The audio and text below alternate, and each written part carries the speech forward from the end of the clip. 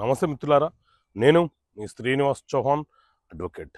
మిత్రులారా, ఎవరైనా ఒక వ్యక్తి ఏదైనా ఒక పని చేస్తానని చెప్పి అగ్రిమెంట్ చేసుకొని అడ్వాన్స్గా కొంత సొమ్మును మన వద్ద నుంచి తీసుకొని ఆ పని చేయకుండా నిర్లక్ష్యం చేస్తే మనం ఏం చేయడానికి అవకాశం ఉంటుంది.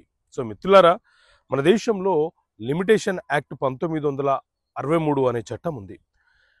ఈ చట్టంలోని ఆర్టికల్ 27 ప్రకారంగా ఎవరైనా ఒక వ్యక్తి ఏదైనా ఒక పని చేస్తానని చెప్పి మనతో ఒక అగ్రిమెంట్ చేసుకొని మన వద్ద నుంచి కొంత డబ్బుని అడ్వాన్స్గా తీసుకొని ఆ పని చేయకుండా నిర్లక్ష్యం వహిస్తే, లేకపోతే చేసుకున్నటువంటి అగ్రిమెంట్ని ఉల్లంఘిస్తే, మనము ఏ రోజైతే అతను అగ్రిమెంట్ని ఉల్లంఘిస్తున్నట్టు భావిస్తున్నామో ఆ రోజు నుంచి 3 సంవత్సరాల లోపు సివిల్ కోర్టులో నష్టపరిహారము కోరుతూ కేసు ఫైల్ చేసి మనకు రావాల్సినటువంటి నష్టపరిహారాన్ని పొందే హక్కు, అవకాశం మనకు ఉంటుంది.